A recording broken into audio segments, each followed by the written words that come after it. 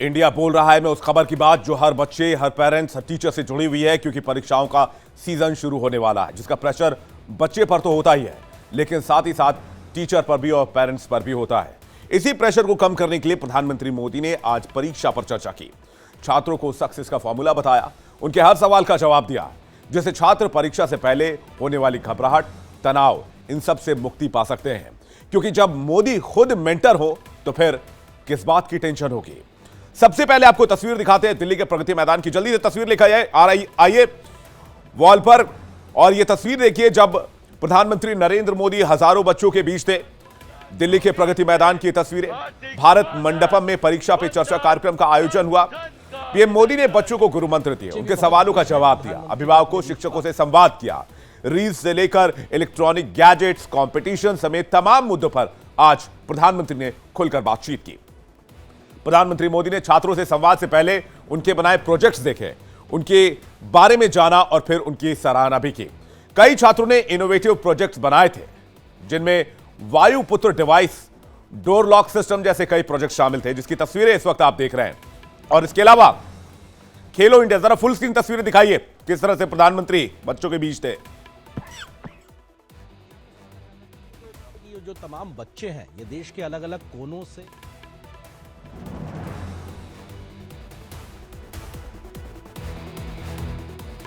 कुछ इसको लेकर जानकारी। निशांत, तो इसके अलावा खेलो इंडिया न्यू एजुकेशन पॉलिसी को लेकर भी एग्जीबिशन आज लगाया गया था। भारत मंडपम में परीक्षा पे चर्चा के 7वें एडिशन का आयोजन हुआ, जिसमें पीएम मोदी ने छात्रों से संवाद किया, उनके एग्जाम फीवर को कम करने के टिप्स दिए और भविष्य को बेहतर बनाने का गुरु मंत्र भी दिया। आपको बता दें कि 2018 में पीएम मोदी ने इस कार्यक्रम की शुरुआत की थी और इसके बाद से हर साल प्रधानमंत्री इसका आयोजन करते हैं। इस बार इसमें शामिल होने के लिए रिकॉर्ड लगभग 2.25 करोड़ से ज्यादा रजिस्ट्रेशन हुए। पीएम के साथ संवाद के लिए अलग अलग प्रतियोगिताएं कराई गई थी। स्पेशल गेस्ट के तौर पर कला उत्सव के विजेताओं को बुलाया गया था। यह प्रतियोगिता 9 जनवरी को दिल्ली में ही बाउल भवन में आयोजित की गई थी। छात्रों के अलावा 14,93,000 टीचर्स, 5,69,000 पेरेंट्स ने भी इस बार रजिस्ट्रेशन कराया था। परीक्षा पे चर्चा के इस एडिशन में पहली बार एकलव्य मॉडल रेजिडेंशियल स्कूल के बच्चे भी शामिल हुए।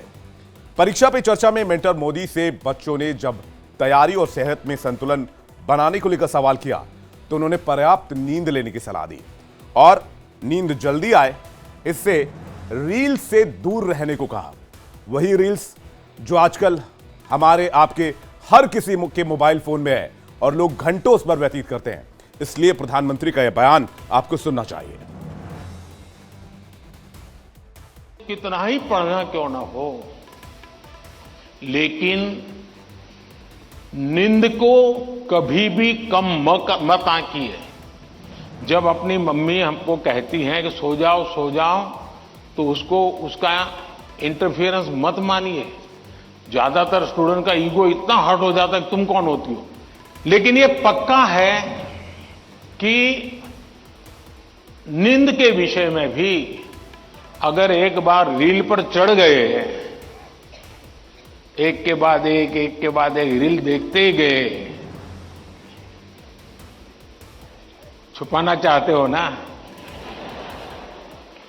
कितना समय बीत गया पता नहीं, कितनी नींद खराब हो गई पता नहीं। क्या निकाला, पहला रील देखा था, याद करो जरा, याद भी नहीं है, ऐसे ही देख रहे हैं। ऐसे हम नींद को बहुत कम आंकते हैं। आज आधुनिक हेल्थ साइंस जो है वो नींद को बहुत तवज्जो देता है। आप आवश्यक नींद लेते हैं कि नहीं लेते हैं, वो आपके स्वास्थ्य पर बहुत बड़ा महत्वपूर्ण है। आपको उस पर ध्यान केंद्रित करना चाहिए। प्रधानमंत्री रील्स को लेकर चिंता क्यों जाहिर कर रहे हैं? शॉर्ट वीडियोस प्लेटफॉर्म को लेकर चिंता क्यों जाहिर कर रहे हैं, जिन पर बच्चे हों, बड़े हों, हर कोई घंटों समय दे रहा है? इसके पीछे बहुत बड़ी वजह है। आइए जल्दी से आपको दिखाते हैं। आज के दौर में हर भारतीय औसतन 40 मिनट रोज रील देख रहा है। लत लगने के बाद 5 से 6 घंटे तक लोग रील में व्यतीत कर रहे हैं। बच्चों के दिमाग पर रील्स का खतरनाक असर हो रहा है, डॉक्टर्स भी ये बात मानते हैं। घंटों तक रील देखने वाले बच्चों का अटेंशन स्पैम कम होता जा रहा है, और न सिर्फ बच्चों का बल्कि युवाओं का भी, जिसे किसी भी चीज पर फोकस करने में, ध्यान लगाने में दिक्कत हो रही है। रील देखने वाले बच्चे भुलक्कड़ होते जा रहे हैं, मेमोरी की दिक्कत पैदा हो रही है, याददाश्त की भी दिक्कत पैदा हो रही है, और उनके सीखने की रफ्तार भी धीमी होती जा रही है। सेल्फाइटिस का भी शिकार हो रहे हैं बच्चे, क्योंकि रील देखने के बाद रील बनाने का ख्याल भी आता है, और अगर बच्चे की रील्स पर लाइक कमेंट आते हैं तो सेल्फ ऑब्सेसिव डिसऑर्डर का शिकार होने का खतरा बढ़ने लगता है, और धीरे धीरे बच्चे डिप्रेशन की ओर जाने लग जाते हैं अगर इसमें लाइक्स में कमी आए, कमेंट्स में कमी आए। आप अपने घर, आसपास और अगर गौर करेंगे तो पाएंगे छोटे छोटे बच्चों को इसलिए मोबाइल फोन दे दिया जाता है ताकि कुछ देर चुप रह पाए, व्यस्त रहें, और अब पेरेंट्स अपना इस दरमियान काम कर लें।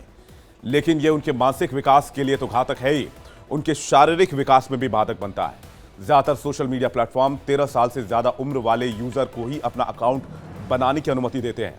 मतलब साफ है कि रील्स बच्चों के लिए, उनके विकास के लिए बाधक है, चाहे वो मेंटली हो, चाहे वो फिजिकली हो। इसलिए हमारी आपसे यही सलाह है कि बच्चों को रील्स से दूर रखें, जितना हो सके उतना दूर रखें। आज छात्रों ने पीएम मोदी से दोस्तों में प्रतिस्पर्धा से होने वाले तनाव पर भी सवाल किया। लौटते हैं प्रधानमंत्री के कार्यक्रम पर, तो प्रधानमंत्री ने प्रतिस्पर्धा को लेकर, कंपटीशन को लेकर क्या जवाब दिया, सुनवाते हैं आपको।